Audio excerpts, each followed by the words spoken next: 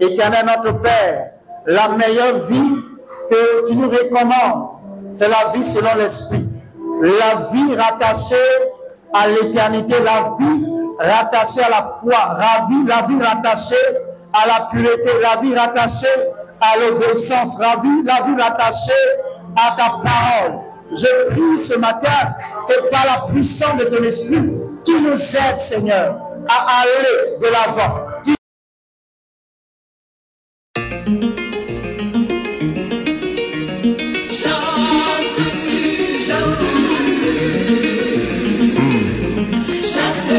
Georges.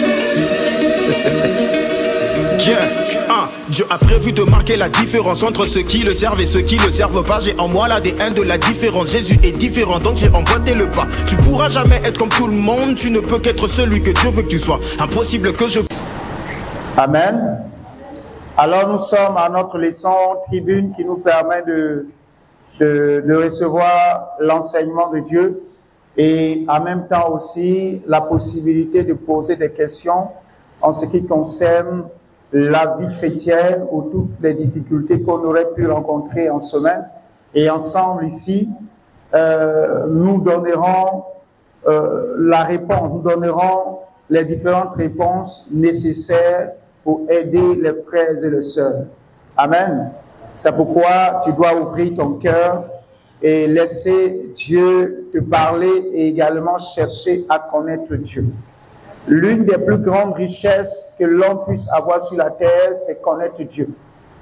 Connaître Dieu, c'est la plus grande richesse. Et lorsqu'on connaît Dieu, il y a l'ignorance s'en va et nous avons la capacité de comprendre les choses comme Dieu le voudrait. Alors je voudrais que tu ouvres ton cœur, que tu disposes ton âme afin de capter ce que le Seigneur a pour toi ce matin. Ça peut être une phrase que tu vas retenir, mais qui va t'orienter, qui va booster ta foi, qui va encourager ta foi, qui va te donner encore de l'espoir. Quelqu'un, ça peut être tout le message, donc dispose-toi pour ne pas rater ce que le Seigneur a prévu pour toi. Depuis quelques dimanches, nous sommes en train de parler des trouvailles dans la maison de Dieu. Dans la maison de Dieu, ce qu'on peut trouver. Et nous en avons parlé, nous avons dit que dans la maison de Dieu, il y a des hommes qui craignent Dieu et il y en a également qui ne craignent pas Dieu. Et ça ne devrait pas nous étonner. Et ce qui serait intéressant pour nous, c'est de nous mettre avec ceux-là qui craignent Dieu. Que quelqu'un dise Amen. Nous avons cité plusieurs exemples. Nous avons vu plusieurs cas. Ce n'est pas une leçon imaginaire ou basée sur la connaissance humaine, mais cet enseignement est basé sur des textes bibliques. Et ce que nous avons dit est purement biblique et il va falloir prendre toutes les dispositions pour mettre ces paroles en pratique. Ne désolidarisons-nous de tous ceux-là qui ne craignent pas Dieu. Et si nous ne le faisons pas, nous risquons de nous laisser entraîner et également ne plus avoir la crainte de Dieu. Car vous savez, quelqu'un qui avait la crainte de Dieu du jour au lendemain peut devenir un incrédule. Il peut ne pas croire en Dieu, il peut blasphémer.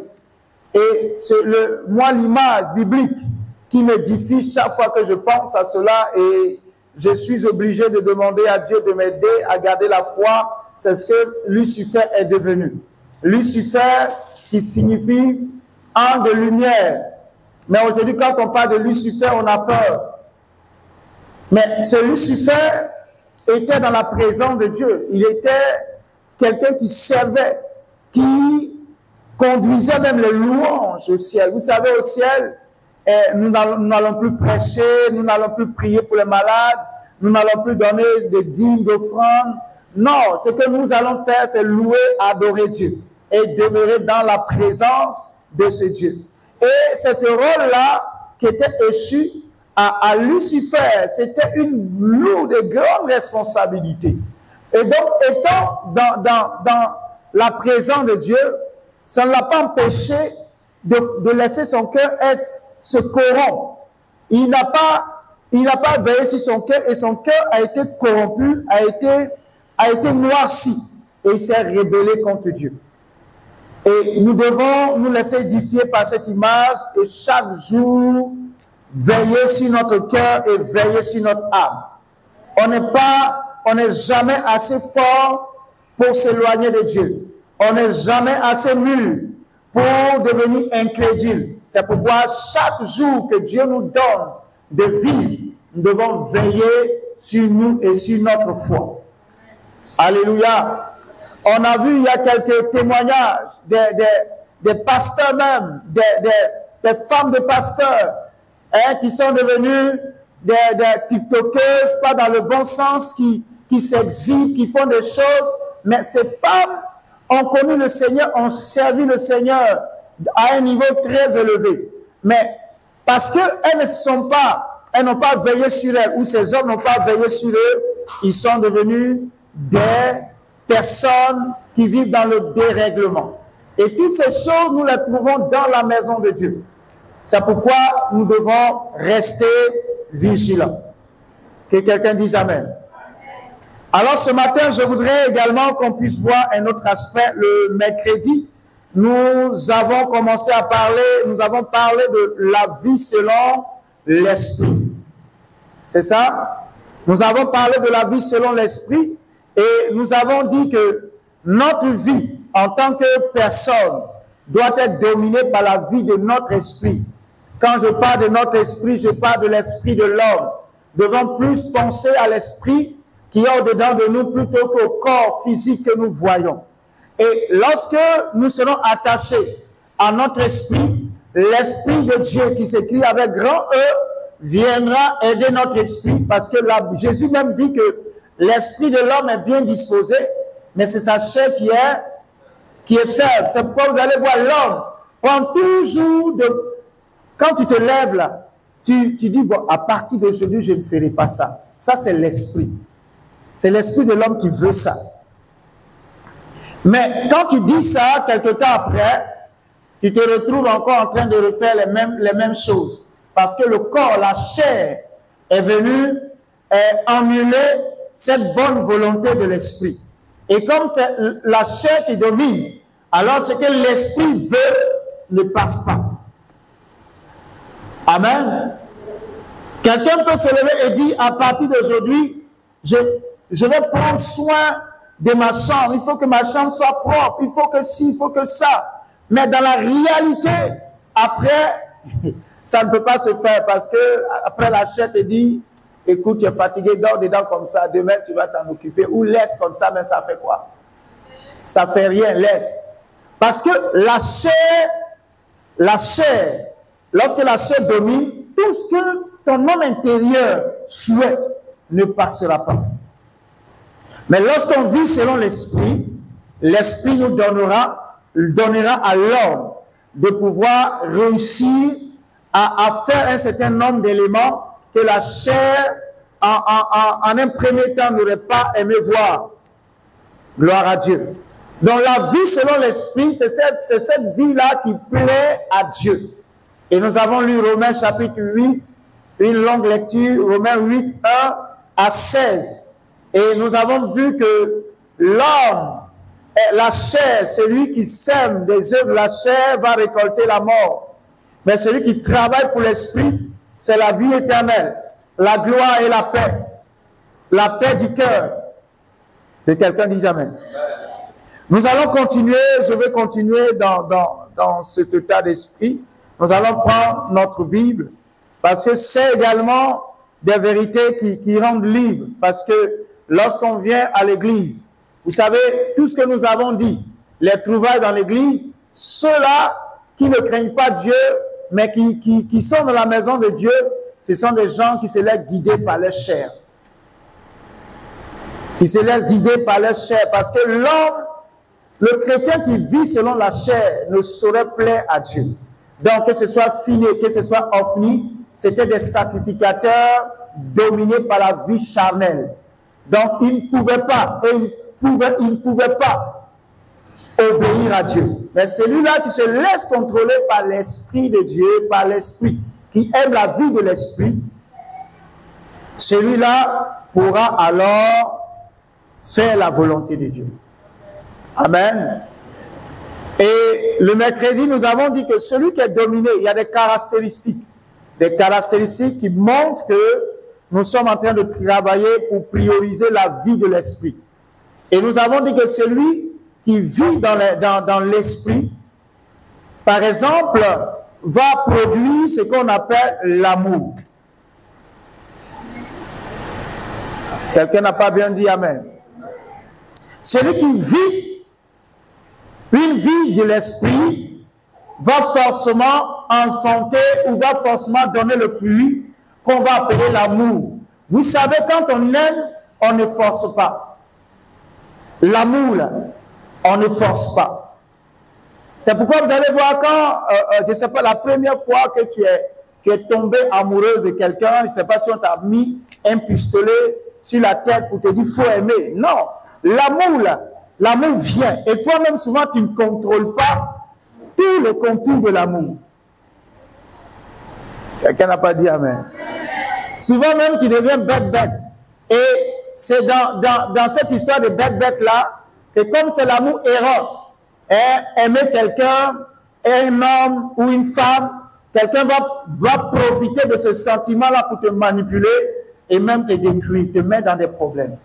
Mais l'amour dont nous parlons, c'est l'amour de Dieu. L'amour agapé également l'amour agapé qui va s'étendre sur les frères et sœurs. Là, cet amour-là qui donne sans rien attendre en retour. L'amour de Dieu. Que quelqu'un dise amen. Donc, cet amour-là, lorsque nous vivons dans l'esprit, cet amour-là va prendre place dans notre cœur. Et nous allons commencer à aimer nos frères, à aimer nos sœurs sans effort. Vous savez, ceux qui n'ont pas d'amour, la Bible dit que dans les derniers temps, les gens seront dépourvus de quoi? Dépourvus d'amour, incapables d'aimer, incapables de faire le bien. Pourquoi? Parce qu'il n'y a pas l'amour. Mais l'homme qui vit selon l'esprit et qui laisse l'esprit de Dieu l'animer. Vous allez voir quand on cite le fruit de l'esprit dans Galates, qu'est-ce qui vient en premier lieu? L'amour. Donc celui qui vit selon l'esprit et qui laisse l'amour et l'esprit de Dieu le conduire, il n'y a pas de raison que l'amour ne puisse pas apparaître dans sa vie. Ce n'est pas possible. Que quelqu'un dise amen. Donc celui qui vit selon l'esprit, véritablement l'amour de Dieu, l'amour vrai, l'amour pur apparaîtra dans le cœur de cette personne-là. Et vous allez voir que cet amour va commencer par se manifester pour les âmes perdues. Les âmes qui n'ont pas Christ. Quand tu vois quelqu'un qui n'a pas Jésus, tu as mal au cœur, tu voudrais que la personne connaisse Jésus, tu voudrais que la personne se donne à Jésus. Ça, c'est un autre niveau de l'amour. Celui dans le cœur de qui l'amour de Dieu est déversé commence à penser comme ça. Ah, il n'est pas sauvé. S'il meurt, il va où? Ce n'est pas que tu condamnes cette personne ou dis que tu es mieux que la personne, mais puisque tu as été éclairé et que toi tu sais que c'est en donnant sa vie à Jésus qu'on est sauvé, tu te poses mille et une questions. Mais si cette personne meurt dans son péché, elle va où? Et cet amour-là te pousse à aller vers la personne et de lui annoncer la bonne nouvelle. Amen. Nous allons lire 1 Jean.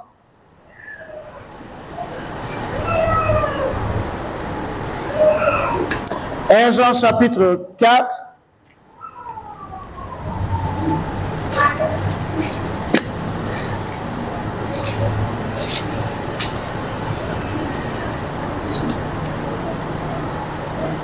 « 7, 8.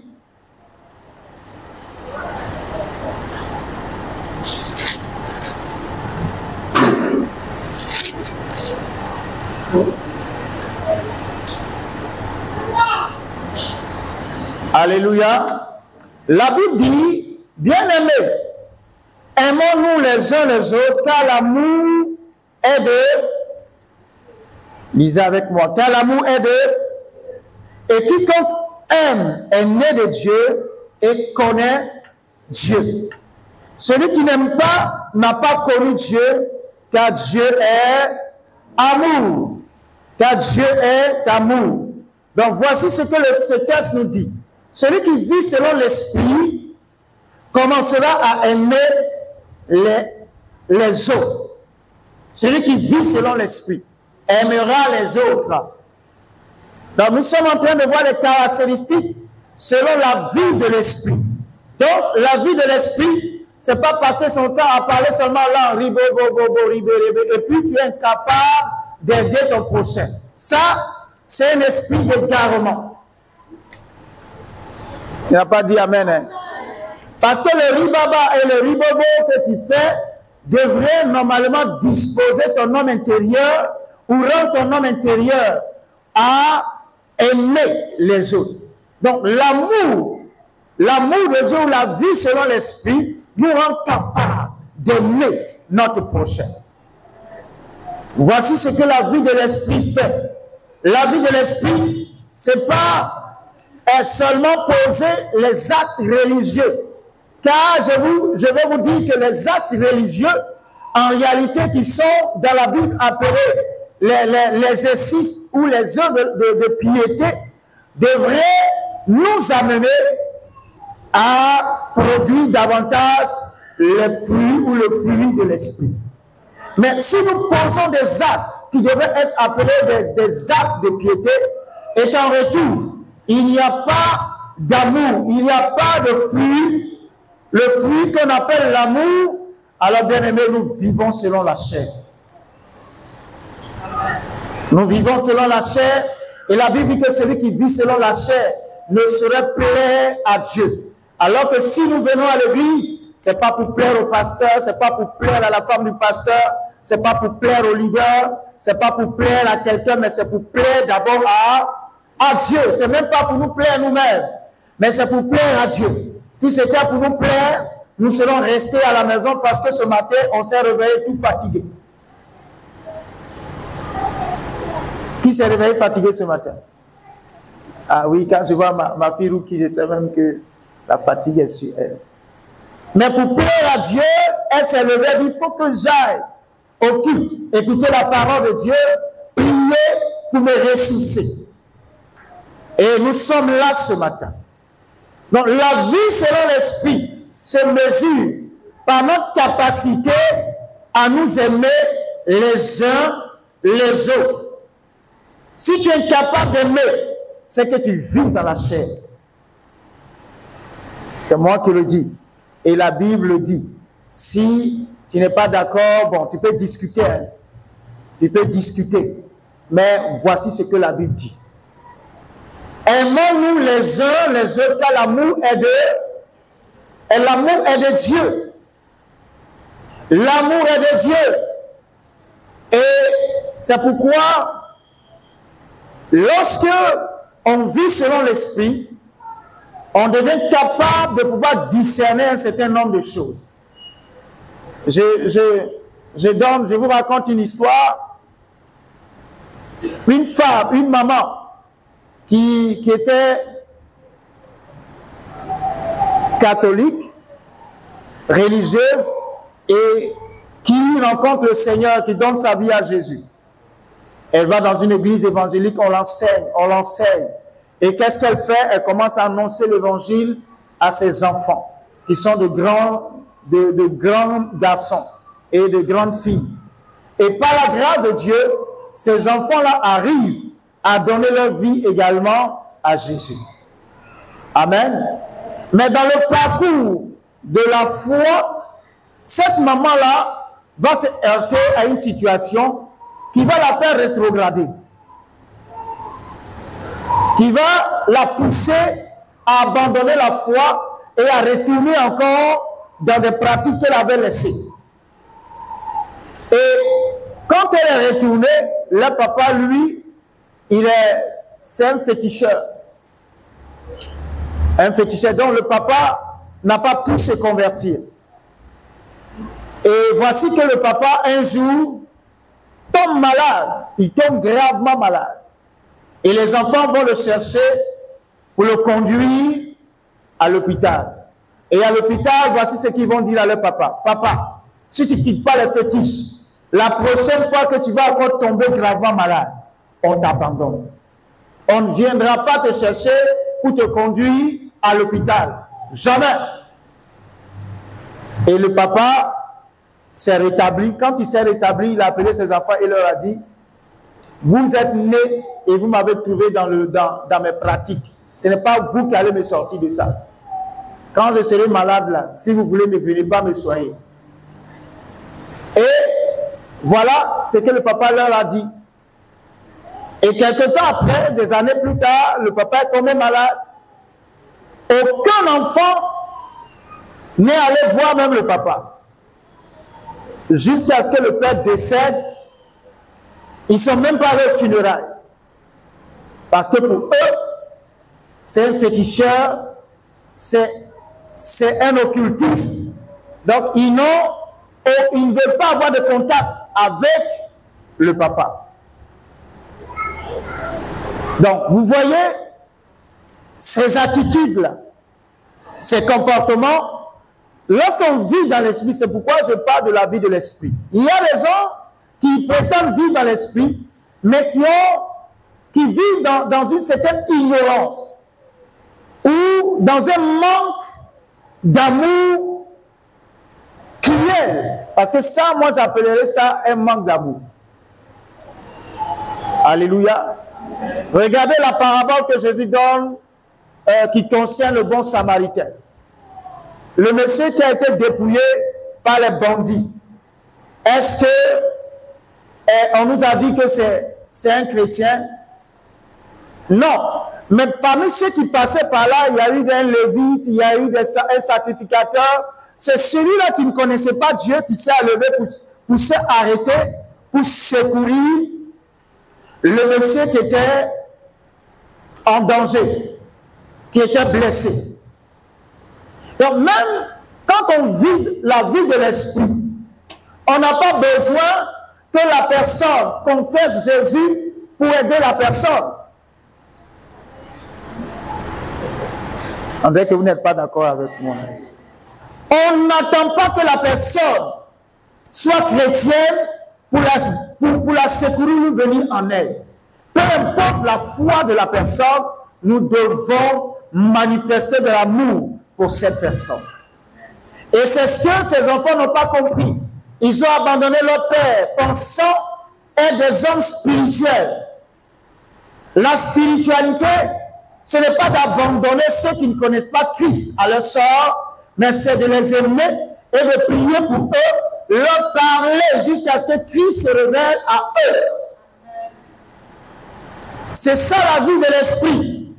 Mais quand on vit selon la chair, et qu'on a, c'est pourquoi je dis, quand on connaît la vérité, il y a des vérités qui nous libèrent.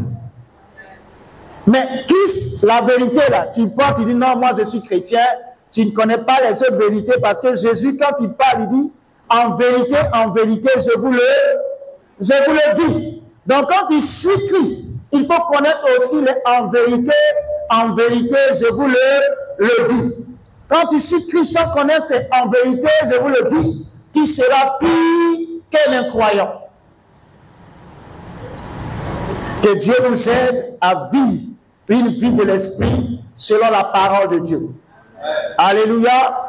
Une vie selon l'esprit et qui reflète les enseignements bibliques. Il y a des gens qui également disent, je suis spirituel. Mais leur spiritualité est en déphasage avec la spiritualité de la Bible. Quelqu'un me comprend? Aucun prophète n'est plus grand que la Bible. Aucun pasteur n'est plus grand que la Bible. Celui qui dit qu'il est grand que la Bible, il y a un problème. Amen. Dernièrement, j'ai une grande sœur qui avait mal au pied et je l'ai encouragée à aller à l'église. Va, ils vont prier pour toi. Elle était convertie. Bon, elle s'est convertie. Mais comme je vous enseigne depuis quelque temps, il y a eu des problèmes dans la communauté où elle allait. Donc, elle a décidé de ne plus aller à l'église. Elle a décidé de ne plus aller à l'église parce que il y a eu beaucoup de divisions. Les hommes de Dieu, ces pères spirituels, se sont insultés, se sont bagarrés, un cafouillage total. Donc elle dit, bon, si la vie chrétienne c'est comme ça, je reste chez moi. Chaque fois que j'ai l'occasion de la rencontrer, d'aller à Abidjan la voir, je lui dis, reprends ta vie chrétienne. Reprends. Mais elle n'avait pas cette force-là. Jusqu'à ce qu'elle ait une infection au pied. Le pied a commencé à s'enfler. Je lui ai dit, va voir les pasteurs, ils vont prier pour toi. Et quand elle est allée, le pasteur, je pense que c'est un prophète, le prophète lui dit que c'est une femme qui l'a envoûtée. Ça, c'est un. Et pour désenvoûter le pied, il faut que ma grande soeur envoie un poulet blanc. Maman, c'est poulet blanc, non? Il faut envoyer un poulet blanc. Lui, il va sacrifier le poulet là et puis prier. Parce que la femme, ça va être un poulet qu'elle allait voir un marabout pour l'envoûter. Donc lui également, il a besoin d'un poulet, je ne sais plus, c'est un ou bien c'est deux, pour prier, pour désenvoûter la grande sœur. Donc quand elle allait, on lui a dit ça parce qu'elle avait déjà la connaissance. Donc quand elle allait, elle est venue, elle a appelé, elle a un fils qui est converti, elle a appelé, elle a expliqué. Son fils lui a dit, non maman, je ne pense pas que ça c'est biblique. Et mon neveu m'a appelé, m'expliquer, je lui ai dit, dis à ta maman de ne pas partir avec les poulets là-bas. Elle peut absolument aller prier, mais le poulet là, elle n'a qu'à dire qu'il n'y a plus de poulet au village. Le poulet blanc là, il n'y en a plus. Et qu'elle ne peut pas trouver ce poulet. Donc voici des actions par exemple, qu'on va juger spirituelles. On va dire, ah le monsieur, il est spirituel. Il est spirituel. Non. Le sacrifice qui désenvoûte, c'est le sacrifice de Jésus.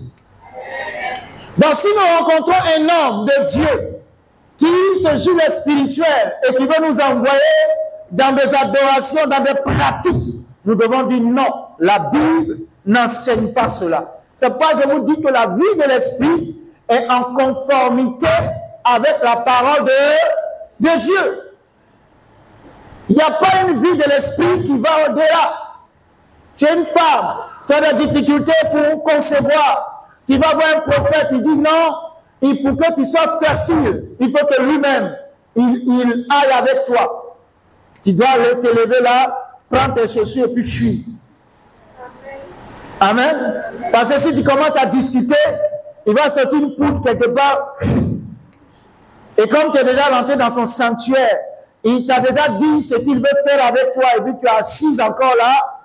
Si l'envoûtement là te prend, il ne faut pas dire Jésus, pourquoi tu m'as laissé? Parce que Jésus t'a montré que tu n'es pas au bon endroit. Lève-toi et fuis. Amen. J'avais une autre sœur qui était ici, qui avait me voir une fois, m'expliquer une mésaventure qu'elle a eue. Elle allait voir un prophète parce qu'on dit que le prophète a fait des miracles. Et elle voulait, je ne sais pas ce qu'elle voulait encore. Et quand elle est rentrée, le pasteur a sorti une huile d'onction et lui dit de soulever son habit, il va oindre ses seins. J'ai dit, tu as fait quoi? Tu as laissé oindre? Elle dit, oui, papa. Il dit, waouh. Parce qu'elle était dans l'ignorance. Elle a laissé, on a oint ses seins et on lui a donné un autre rendez-vous. Mais le prochain rendez-vous, elle n'a pas pu, elle n'est pas partie. Donc, je suis sûr que si elle repartait, c'est un autre lieu, on allait oindre. Et après, ça allait créer beaucoup de problèmes. Amen. Soyons spirituels selon la spiritualité de Dieu. La Bible n'ajoutait pas une borne à quoi? À la borne qui est déjà là. Et un autre texte dit, n'ajoutez pas foi à tout esprit. Ah, le gars là, il est spirituel, hein?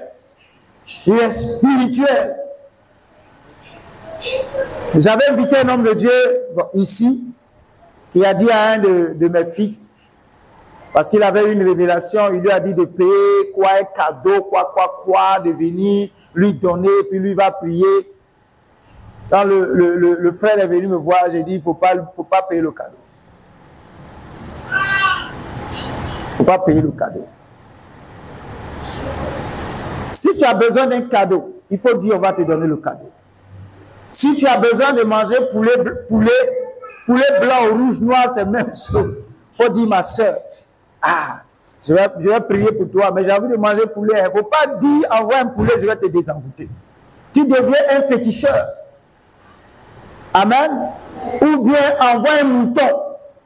Et ce n'est pas peut-être pas encore arrivé ici, mais habille un mouton. Oui, qui enterre des moutons parce que la situation que les gens vivent est tellement grave qu'il faut égorger le mouton et l'enterrer pour que ton problème se règle. Ça, jusqu'à ce que peut-être, non, je sais que c'est même pas la volonté de Dieu. C'est même pas, la Bible dit que Jésus a offert le sacrifice une fois pour toutes. Donc tout ce que nous pouvons faire comme sacrifice, c'est par amour. Et le sacrifice que nous faisons par amour, d'abord, c'est de nous donner nous-mêmes. Et toute autre chose que nous pouvons donner pour contribuer à l'avancement de l'œuvre de Dieu. Si tu élèves des moutons, tu peux dire, ah pasteur, j'ai un mouton pour l'église. Ça ne veut pas dire qu'on va prendre le mouton là, égorger, et puis bon, venez imposer vos mains sur le mouton, vos péchés, vos... Non, non. Tu envoies le mouton là, on va prier pour toi. Et puis on va choisir un dimanche. On va dire, quoi? Agapé. On va faire le mouton au four. On va prier, puis après on va manger. Et quand on va manger là, Dieu va te bénir. Tu n'as pas besoin qu'on te flatte avec des choses. Oh non. Et il faut comprendre la vie selon l'esprit. Alléluia. Il faut comprendre la vie selon l'esprit. Il ne faut pas se laisser embarquer dans des choses qui n'ont rien à voir avec Dieu. Il y a également des chrétiens qui aiment beaucoup les huiles, l'eau. Il y a d'autres, c'est le sel. Quoi encore? Les parfums. Je vais vous dire une chose. L'huile, ce n'est pas démoniaque. Mais l'huile peut devenir une idole dans la maison de Dieu.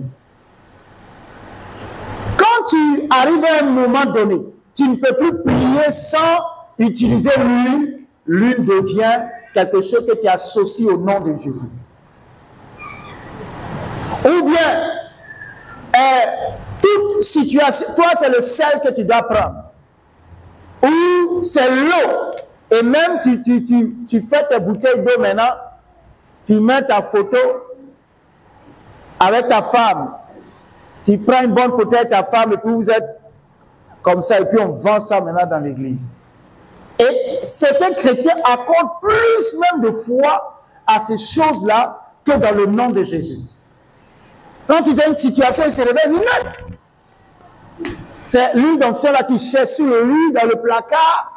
Et puis comme souvent Dieu est bon ce jour-là, le courant est coupé.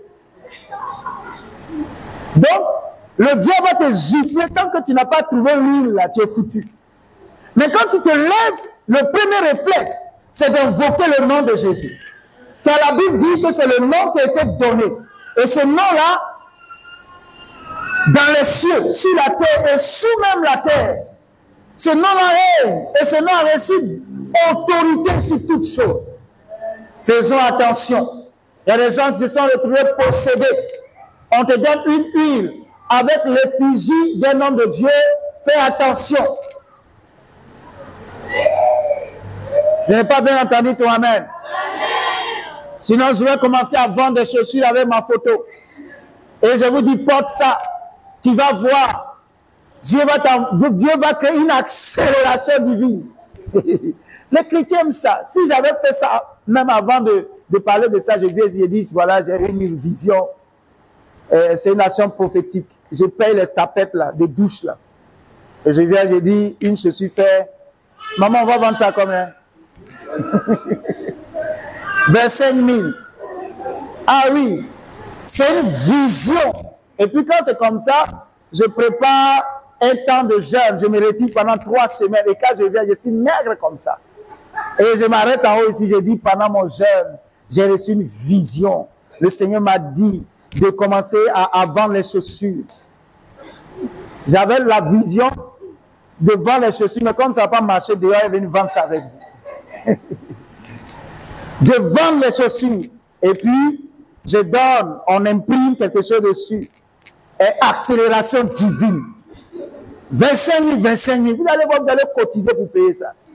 Et je dis, la nuit, portez ça. Quand vous priez, courez avec dans la chambre. Courez, courez, courez, courez. Bien aimé, les gens vont mettre toute leur foi dedans.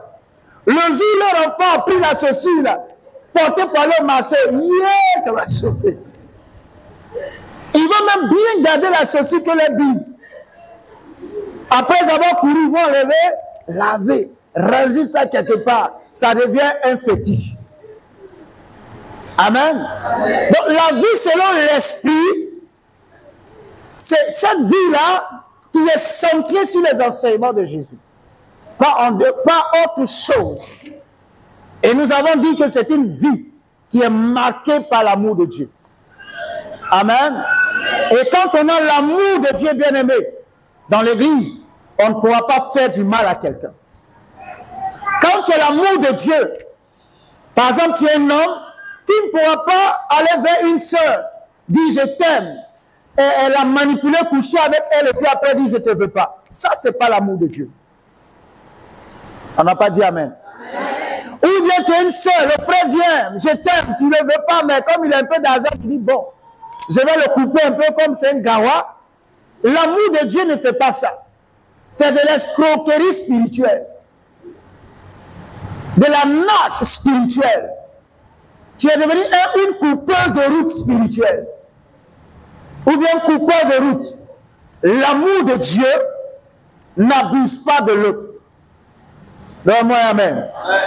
L'amour de Dieu n'abuse pas de l'autre. Ou ne profite pas de l'autre. Mais l'amour qui vient de Dieu cherche toujours à faire du bien à l'autre. Est-ce que tu peux acclamer le Seigneur Jésus ce matin?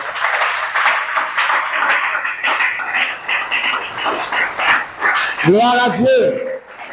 Alors je vais m'arrêter là ce matin. Je ne sais pas, est-ce que tu as une question ce matin? Rapidement, nous allons évoluer dans le culte de ce matin. Oui, est-ce que tu as une question sur l'enseignement et même en dehors de l'enseignement? Rapidement. Oui, Amandine. Jérôme, viens lui donner le micro.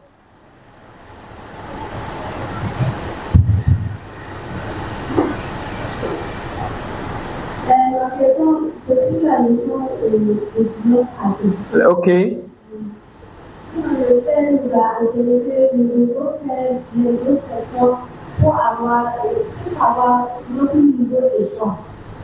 Par exemple, dans les écoles, on nous pour savoir notre niveau. Mais à l'église, comme il n'y a pas eu de choses comme ça, je veux savoir à quel moment passer. Voilà, ou bien comment nous pouvons nous évaluer pour savoir notre niveau de chant. Ok. Donc, quel est le moyen de mesure pour savoir qu'on est passé du primaire au collège dans la foi chrétienne? Oui? Est-ce que quelqu'un peut nous aider avec un élément de réponse?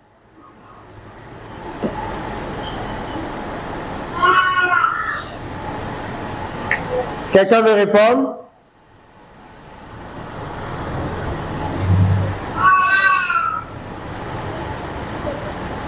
Non?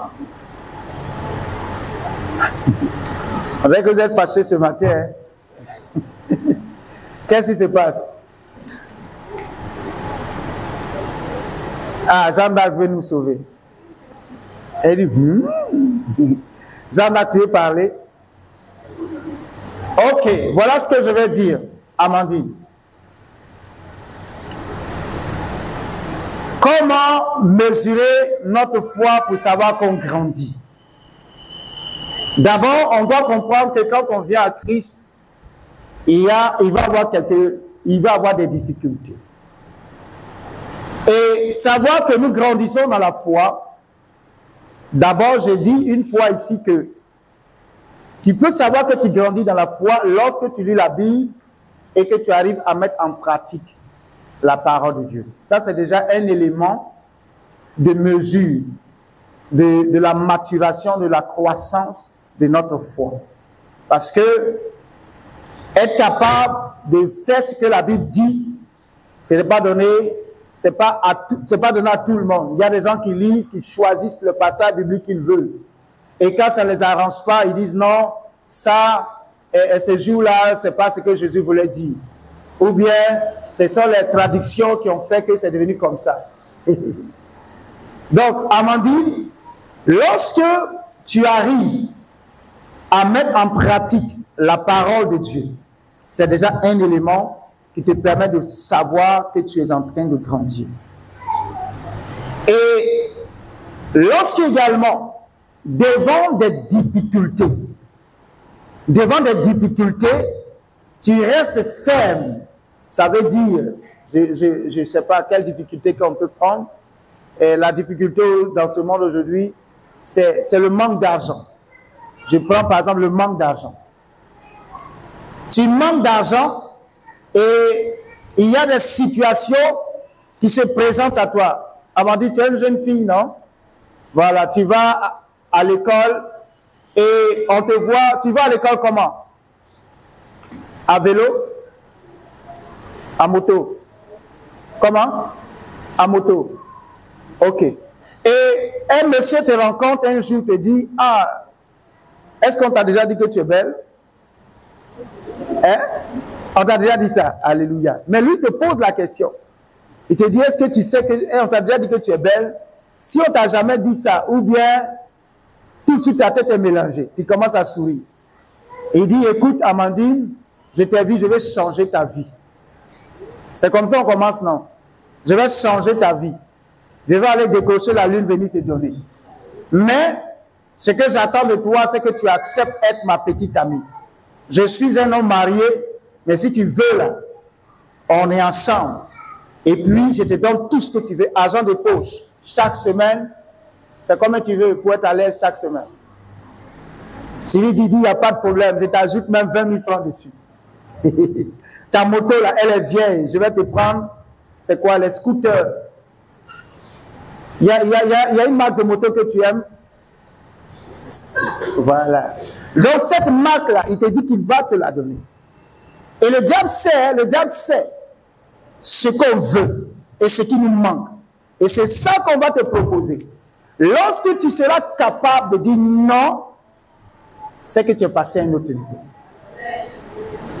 Tu comprends? C'est que tu es passé, tu as besoin de ça. Mais tu dis non parce que ce n'est pas conforme à la parole de Dieu. C'est pourquoi je dis, lorsqu'on obéit à la parole de Dieu, ça prouve qu'on est en train de grandir. Mais, quand il y a une situation, voici ce que la parole de Dieu dit, et toi tu choisis de faire ce que toi tu veux, c'est que tu as échoué à cet examen. Quelqu'un me suit? C'est que tu as échoué. Et si tu as échoué, soit tu abandonnes, ou bien l'examen là va revenir. C'est pourquoi je disais une fois que tant qu'on n'est pas encore bien cuit, Dieu va nous remettre dans la marmite pour nous préparer. Quand le là veut chauffer net, tu sors, oui. Tu fuis. Dieu te laisse, tu cours, va. Tu vas revenir, il va te prendre encore, il te met dedans, et puis il te regarde. Jusqu'à ce que ça chauffe et que tu es dedans. Quand tu vas sortir de là, tu deviens pur comme de l'or.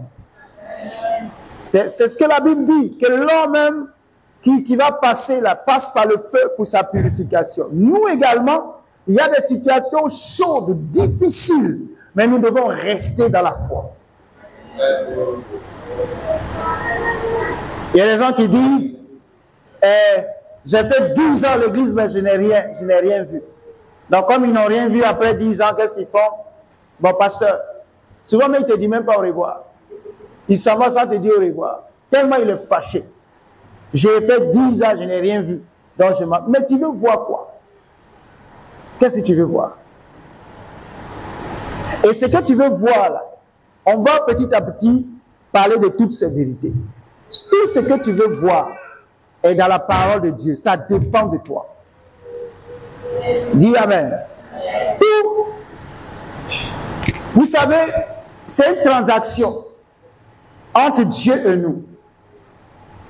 Si par exemple tout de suite, je te fais un dépôt Orange Money, je ne sais pas de combien tu as besoin, et puis je te fais le dépôt, ton téléphone est éteint, tu fais comment pour retirer?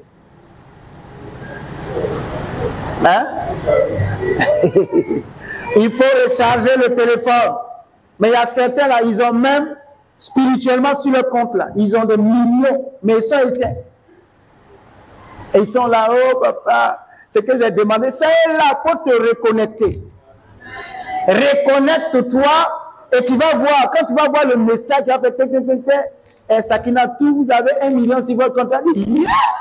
Donc je suis riche comme ça, et puis ah bon? Donc reconnectons-nous, soyons allumés, soyons vivants. Et nous allons voir, non, Dieu n'a rien fait, mais tu es éteint. Dieu ne me voit pas, mais toi-même là, tu es caché. Dieu va nous aider à voir tout cela. Donc, Amandine, c'est lorsque devant des situations données, tu es appelé à choisir Dieu ou le monde ou certaines choses que tu décides de choisir Dieu. Là. Ça, c'est ton examen comme ça. Quand tu choisis Dieu, ça veut dire que tu as réussi. Et ça dépend aussi de comment tu choisis. Si c'est avec des pleurs, tu dis, et après tu dis non. Si finalement tu dis non, tu passes, mais avec mention passable. Mais quand ça se présente, tu dis, oh, Satan, je te connais. Je ne succomberai pas à ta séduction. Tu passes, et là, Gabriel même, mention très bien. Est-ce que tu peux acclamer le Seigneur Jésus? Amen. Nous allons prier et demander à Dieu de nous aider à mener une vie selon l'esprit, à prioriser la vie selon l'esprit et à laisser de côté la vie selon la chair. Car la vie selon la chair produit la mort, produit la déception, produit du trouble, produit le chaos. Mais la vie selon l'esprit produit la paix, produit l'honneur, produit la vie éternelle. Élève la voix et prie le Seigneur ce matin. Demande à Dieu de t'aider. Demande à l'Esprit de Dieu de venir conduire cette vie selon l'Esprit.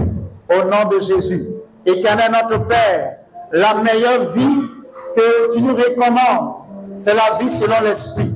La vie rattachée à l'éternité, la vie rattachée à la foi, la vie rattachée à la pureté, la vie rattachée à l'obéissance, la vie rattachée à ta parole. Je prie ce matin que par la puissance de ton esprit, tu nous aides, Seigneur, à aller de l'avant. Tu nous aides, Seigneur, à vivre selon l'esprit, à progresser, Seigneur, à progresser, à te connaître, à t'aimer, à vivre selon ta parole, à vivre selon tes préceptes, Jésus. Oh, merci Seigneur pour ta grâce et pour ta fidélité, car tu es bon et car tu es fidèle. Au nom de Jésus. Amen, amen, amen.